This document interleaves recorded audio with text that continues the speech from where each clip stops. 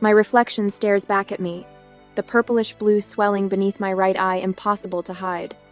I lean closer to the bathroom mirror, gently touching the raised skin. They told me to stay quiet. I brought receipts instead. A minute later, the words hang in the air of my kitchen as I arrange the evidence across my oak table photographs spanning decades, medical records filed in chronological order, and voice recordings neatly labeled with dates. My hands no longer tremble. 3 days after Thanksgiving, the ice pack sits abandoned on the counter, determination having replaced the familiar chill of fear. After 26 years, I'm done protecting my brother. I straighten a hospital discharge form from 2009. Even worse, I'm done protecting my parents who protect him. The manila folder containing Sylvie's preschool drawings sits heaviest among the documents. Her stick figures show a small child cowering while a larger figure looms overhead. I tap my finger against it, jaw tightening. My niece Sylvie won't grow up believing her bruises are just family matters like I did. I remember how it started at Thanksgiving dinner, the table set with Mother's heirloom china that once belonged to her mother. Steam rose from the golden turkey as Father carved with surgical precision. The conversation flowed pleasantly until I casually mentioned what I'd heard downtown. So when were you planning to tell me about transferring the Cedar farmhouse to Thayer? I speared a roasted potato, keeping my tone light. The room went silent. Mother's fingers stilled on her water glass, her back straightening like a ruler. That's not something we need to discuss at dinner, Marin. Father's hand waved dismissively through the air, carving knife still clutched in his grip. Your brother's been managing the orchard for years. It makes sense. I noticed how Thayer's mouth curled into a smirk behind his napkin, how his eyes glinted with victory. Sylvie sat beside him, shoulders hunched, pushing food around her plate without eating. I just find it interesting that half the family property goes to him without a conversation. I kept my voice steady, especially when grandfather's will specified equal shares. Thayer's knife clattered against his plate. You're just jealous you didn't get your slice, as usual. I'm concerned about fairness, I countered, noticing how Sylvie flinched at her father's tone, and about why this was done so quietly. I barely saw him move. One moment Thayer was seated, the next he had rounded the table. His fingers dug into my upper arm as he yanked me from my chair. Mother and father didn't even rise. Always the victim, he snarled, his face inches from mine. When I didn't back down, something snapped behind his eyes. The kitchen counter caught me across the cheekbone when he slammed me backward. The crack of bone was unmistakable. Through waves of pain, I spoke clearly, meeting Mother's horrified gaze. This is the 27th time I've documented every single one. Father's face darkened with fury. That's enough, Marin. Mother moved then, but not toward me. She crossed to the wall and ripped the landline from its socket, cord dangling. Don't be dramatic, no one's calling anyone. I drove myself to the hospital 30 minutes later, leaving them to finish their pumpkin pie. The dashboard clock read 7:42 p.m. Through the rearview mirror, I could see light spilling from the dining room windows, silhouettes gathered around the table as if nothing had happened. At Oak Ridge Memorial, Dr. Novak's eyes narrowed as she examined my cheekbone. Is this the first time something like this has happened? The familiar lie formed in my throat, then dissolved. Number. It's just the first time I'm not lying about how it happened. She nodded slowly, making a note in my chart. Your brother did this? Yes. The word felt foreign on my tongue after decades of excuses. Later, a woman in a gray pantsuit introduced herself as the hospital social worker. She placed a stack of pamphlets beside me with words like domestic violence and family abuse emblazoned across the top. There are resources available, she said quietly. Legal options, too. I stared at the papers, something breaking loose inside my chest. I'm 34 years old, and this is the first time anyone's offered help. She squeezed my hand before leaving. It's never too late to break the cycle. I didn't know how right she was, or how those pamphlets would become the first entries in a file that would finally end my family's reign of silence. At the present, my phone buzzes against the kitchen counter. Mother's name flashes on the screen, a text message appearing below it. Don't provoke Thayer again. You know how he gets. A wave of nausea hits me so violently I sink to the floor, back pressed against the refrigerator. My trembling fingers scroll through our message history, landing on a thread from February. My breath catches in my throat. Sylvie spilled juice on Thayer's presentation materials. He overreacted, but she's fine. Just needs to be more careful around her father. The words swim before my eyes. The same excuses, the same phrases, the same careful language that defined my childhood now wrapping itself around my niece. She needs to be more careful. He didn't mean it. Don't make a big deal. I whisper into the empty kitchen. They're grooming another generation to accept abuse as love. The phone rings. Rachel's name on the screen makes my heart skip. We've been friends since 3rd grade, the only one who ever asked about my bruises. Marin, I need to talk to you about Sylvie. Her voice carries the same careful tone she used when we were 12, and she found me hiding in the girls' bathroom. She's staying with your parents while I'm traveling for work. Is she okay? My voice remains steady despite the storm brewing inside. She has bruises on her arm. When I asked, she said. Rachel pauses, and I can picture her twisting her wedding ring like she always does when uncomfortable. She said I shouldn't be a drama queen like Aunt Marin. My heart rate monitor app chirps a warning from my watch. I take a deliberate breath, focusing on the kitchen tile pattern beneath me. There's more, Marin. She repeated it exactly like she was quoting someone. Family matters stay private. I don't want to cause trouble in your family, but that's exactly what they count on. I cut in, my voice unexpectedly firm. Everyone's politeness, everyone's silence. I stand up, legs steadier than I expected. My reflection in the microwave door shows a woman I barely recognize determined rather than defeated. Sylvie will be with them for 2 more weeks? I ask, already calculating what this means. Yes, my conference runs through the 27th. I can try to make arrangements. Not yet. I'm thinking steps ahead now. Let me handle this carefully. After hanging up, I sink into my desk chair, opening my laptop to the community college faculty portal. The semester evaluations are pending. One wrong move and my brother's connections could turn family drama into concerning behavior from Professor Kellis, the photography department coordinator position I've worked toward for 5 years. Hangs in the balance. The local newspaper tab sits open beside it their feature on Thayer's management of our family orchard. The property transfer worth $720,000 gives him resources I can't match, connections I don't have. I walk to the bathroom, lifting my shirt to examine the small scar below my ribs. The 10th of March, 2009. Pushed into kitchen counter corner during argument over borrowed car. Each mark on my body has its corresponding entry in my journal. Methodical, dated, documented. My father's voice message plays from the speaker. Your brother's under a lot of pressure with the orchard. Don't make things harder. Family matters stay in the family, Marin. You know that. The same phrases, the same tactics, the same expectation of silence. My phone rings again, a number I don't recognize. Marin, it's Alta Rowan. Do you remember me? Mrs. Rowan. My 10th grade English teacher who once kept me after class to ask about the fingerprint bruises on my wrist. Of course I remember you, I say, surprised at the warmth in my voice. I was cleaning out old files before retirement and found something you should have. Her voice carries the same gentle authority I remember. I kept the incident report from when you were 12. I always suspected it wasn't just roughhousing like your parents claimed. As I hang up with Mrs. Rowan, I face a decision that would change everything. Should I confront my family privately one last time and risk them manipulating the situation again, or was it time to bring everything into the light publicly? Immediate exposure might protect Sylvie faster, but patience might allow me to build an ironclad case. When silence has been your family's religion for decades, is shattering it an act of destruction or creation? I look at the open tabs on my laptop, Sylvie's school schedule, the community gala announcement featuring my brother, and the Child Protective Services website I've never had the courage to fully explore.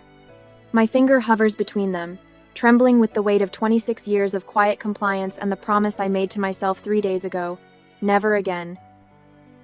A week later, I stare at my phone screen, thumb hovering over Eudora's latest Facebook post. My mother's perfectly manicured profile picture smiles next to the announcement. So proud of our Thayer. Nominated for the Silver Acorn Award for Family Business Excellence. Join us at the County Philanthropy Gala this Saturday to celebrate. The comments section overflows with congratulations. What a wonderful family, writes Mrs. Henderson from church. The Kellis legacy continues, adds Councilman Barnes. My jaw tightens when I scroll to Thayer's response. Couldn't have done it without my parents, who always stood by me no matter what. The words "no matter what" burn like acid. 300 likes and counting. I toss the phone onto my couch cushions and press my fingertips against my temples. 3 days. The gala is in 3 days. And the Oak Ridge Register already ran a feature on Thayer's turnaround story and commitment to family values. The irony would be laughable if it weren't so sickening. The box from my storage closet sits open on the coffee table, an old external hard drive nestled in bubble wrap. I plug it into my laptop, heart hammering as folders appear on screen. One labeled simply, Insurance. When the first image loads, my 13-year-old self with a split lip and swollen, imy lungs sees, black spots dance at the edges of my vision. I force myself to breathe in for 4 counts, hold for 7, out for 8, the technique my therapist taught me years ago. I scroll through dozens of photos, each meticulously dated, ages 8 through 17, documented with the precision of someone who understood, even then, that evidence would someday matter. Some injuries visible, others hidden beneath clothing. All explained away by a mother who excelled at creative storytelling. Marin's so clumsy, fell right off her bike. Teenagers and their sports, always roughhousing. The throbbing in my cheekbone intensifies, a constant reminder of Thanksgiving's violence. Sleep has become a luxury I can't afford, each position pressing painfully against the fracture. The constant ache clouds my thinking, but not enough to dull my resolve. My phone buzzes. Rachel. Sylvie fell down the stairs yesterday, she says without preamble, her voice tight with controlled fury. That's what your mother told me when I called to check in. I close my eyes. Let me guess. She's clumsy, takes after her Aunt Marin. How did you know? Rachel's breath catches. 26 years of the same script. I open a new folder on my laptop, create a file labeled Sylvie, and start a chronology. Can you take a picture of her injuries the next time you video call? Already did. I'll send them now. I return to my sorting after we hang up, arranging everything chronologically: medical records, photographs, the few voice recordings I managed to capture as an adult. 26 years of evidence spanning my dining room table, like the world's most twisted timeline. The doorbell startles me. Through the peephole, I see Mrs. Rowan's silver hair and kind eyes. When I open the door, she holds up a casserole dish. Thought you might need dinner, she says simply, following me to the kitchen. She doesn't comment on the evidence sprawled across my table, just sets the dish on the counter and helps me find plates. We eat in comfortable silence until she places a weathered hand on my shoulder. When I was your age, she says softly, I learned that standing alone for the truth is better than standing with others for a lie. Her words sink into my chest, a warm counterbalance to the cold determination that's been driving me forward. The following afternoon, I park in my parents' circular driveway, a grocery bag and homemade pie balanced in my arms. Through the bay window, I catch a glimpse of Thayer leaning over Sylvie, his finger jabbing the air inches from her face as she shrinks into the sofa cushions. Mother opens the door before I knock, her eyes widening at my unexpected appearance. Marin. She glances at the groceries, then back to my face. You didn't need to bring anything. Your face looks better. I step past her into the entryway. Thought I'd drop by to check on Sylvie. Heard she took a tumble. In the kitchen, I unpack the groceries while Mother wipes already clean counters, her nervous energy filling the space between us. Father enters, newspaper tucked under his arm, and nods stiffly in my direction.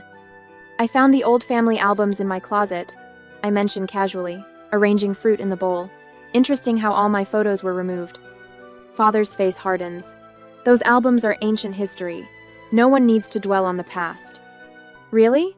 I move toward the living room where Sylvie sits alone now, coloring book open on her lap. Because some history repeats unless we learn from it.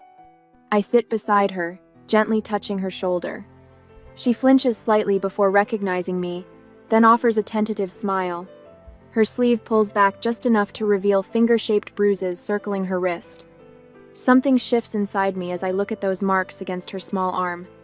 The familiar tremor that has lived in my hands for as long as I can remember, the constant vibration of fear that became so normal. I stopped noticing itis completely gone. My hands are steady as stone. That evening, my phone lights up with messages of support. Rachel first. I can cut my trip short. Sylvie's safety matters more than this conference. Mrs. Rowan's text follows. I've written down everything I witnessed during your school years. The bruises, the absences, your parents' excuses. Whatever you need, just ask. Dr. Novak from Oak Ridge Memorial calls next. I've reviewed your records, both current and past, she says, her professional tone tinged with concern. There's a clear pattern here, Marin. If you decide to take action, I'll testify to what I've observed. I contrast their messages with my family's demands. My supporters ask what I need.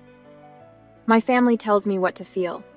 Before leaving my parents' house earlier, I had paused at the door, turning to face the three of them, mother, father, and Thayer standing in an instinctive, united front. You have 72 hours to tell the truth, I said, my voice steady and clear. Or I will. Now, I open my laptop and begin compiling a digital presentation. Photos fade in and out. Medical records appear with key sections highlighted. Audio recordings play with transcripts appearing below. Everything meticulously organized, irrefutable. With one final click, I purchase a ticket to the County Philanthropy Gala, where Thayer will receive his award, where my parents will beam with pride from the front row, where the community will celebrate the golden family facade I'm about to shatter. On the gala night, the black dress hangs from my closet door, its structured silhouette a reminder of the battle ahead. I smooth my hands over the fabric, feeling its weight against my palms. My reflection in the mirror reveals what makeup couldn't fully conceal: a yellowish-purple bruise beneath my right eye, fading but still visible. A badge of courage now, not shame. Perfect, I whisper, applying a final touch of concealer. The bruise remains just noticeable enough to raise questions without demanding immediate attention. Strategic visibility. The County Philanthropy Gala buzzes with conversation when I arrive. Crystal chandeliers cast warm light across tables draped in cream-colored linens. I spot my parents near the front, Eudora's pearl necklace catching the light as she laughs with the mayor's wife. Thayer stands nearby, one hand in his pocket, the other gripping a whiskey glass. I move through the crowd with deliberate calm, nodding at familiar faces, accepting condolences about my accident with practiced grace. Each step follows the plan I've rehearsed for 3 days. The weight of my phone in my clutch reminds me of the evidence waiting to be unleashed, 26 years of silence about to shatter in a single evening. Marin, Mrs. Carmichael grasps my hand, her eyes widening slightly at my cheekbone. We've missed you at book club. Just needed some recovery time, I say, my voice steady. But I wouldn't miss tonight for anything. The event organizer, Vivian Warner, taps the microphone. Ladies and gentlemen, please welcome to the stage the recipients of this year's Family Heritage Award, Garth and Eudora Kellis. Applause ripples through the ballroom as my parents rise from their table, their posture straight, their smiles practiced. My father's hand rests possessively on my mother's lower back, guiding her toward the podium. Now. I walk, not rush, toward Vivian before my parents reach the stage. Our eyes lock, and I notice the exact moment her professional smile falters. The bruise has done its work. Vivian, I say quietly, there's something the community needs to know before this award is presented. Her gaze darts between me and my approaching parents. Marin, this isn't... It's precisely the time. My words carry the weight of 26 years of silence.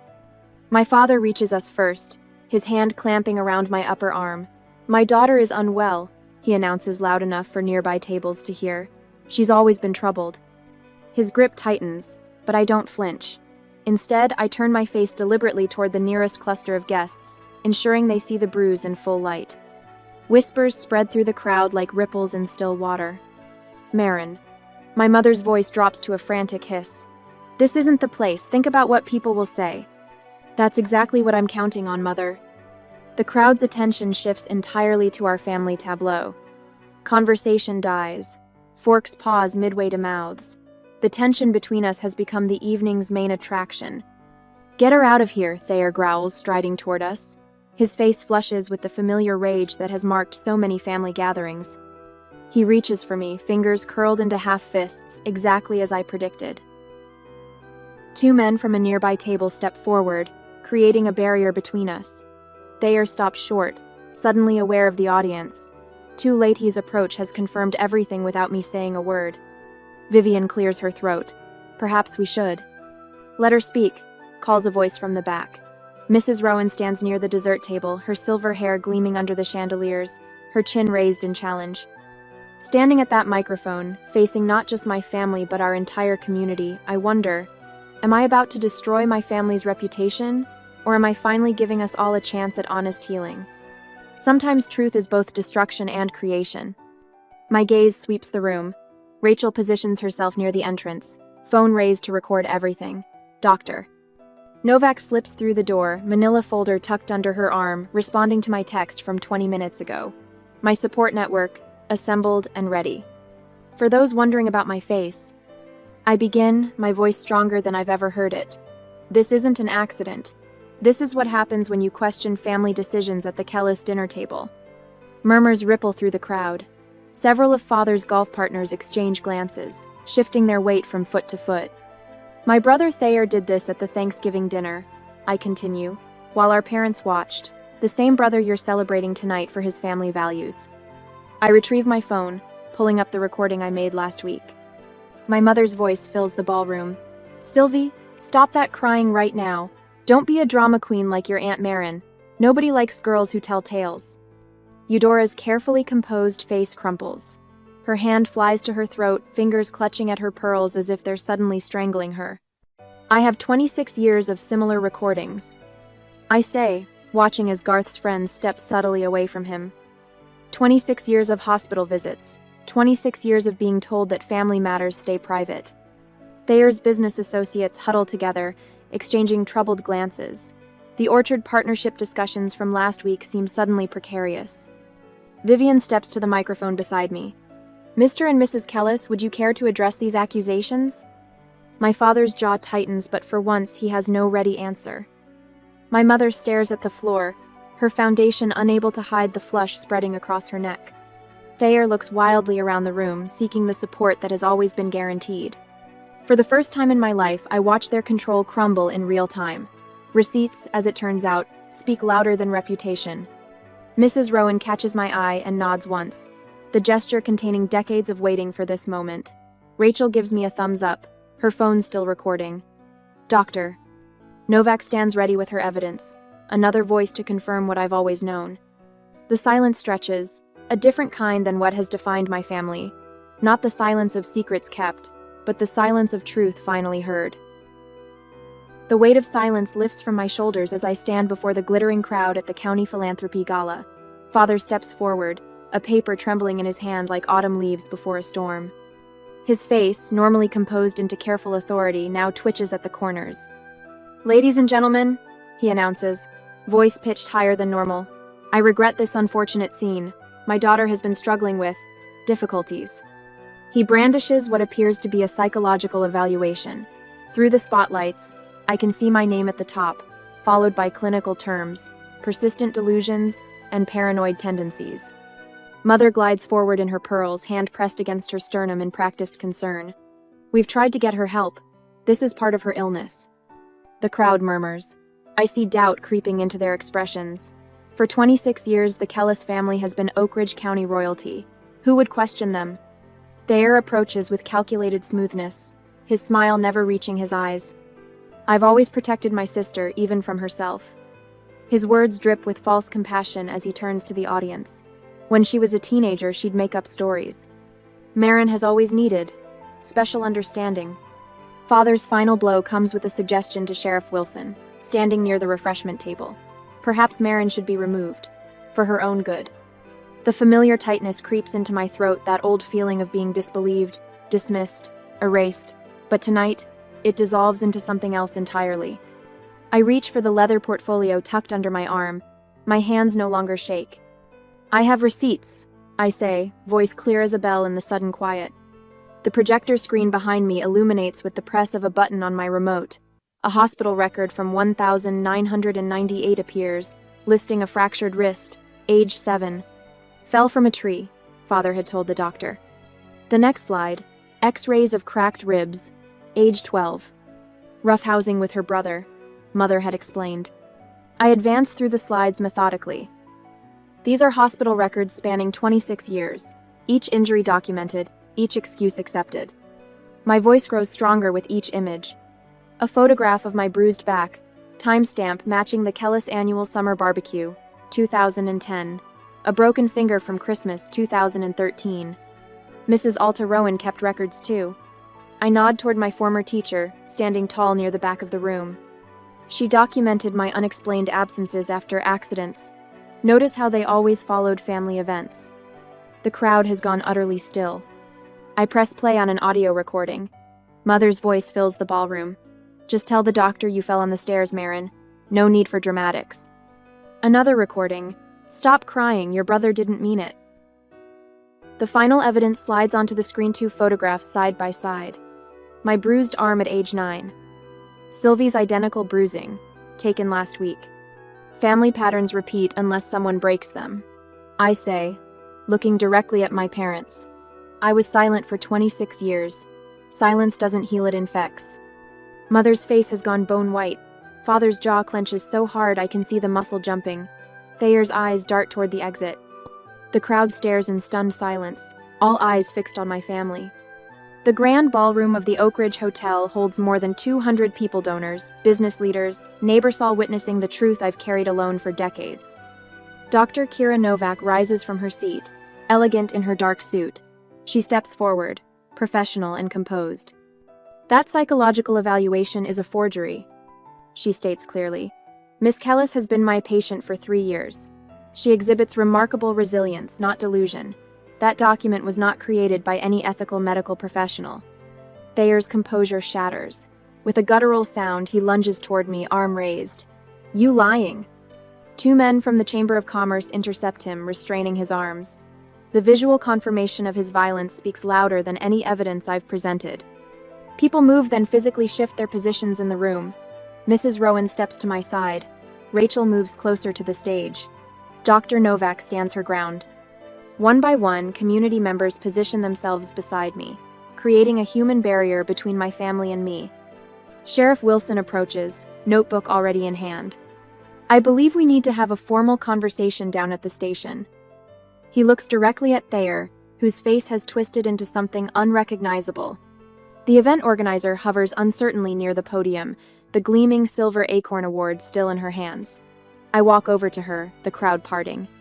Perhaps you should reconsider the recipients, I say quietly, taking the award and placing it back on her table. The whispers begin immediately.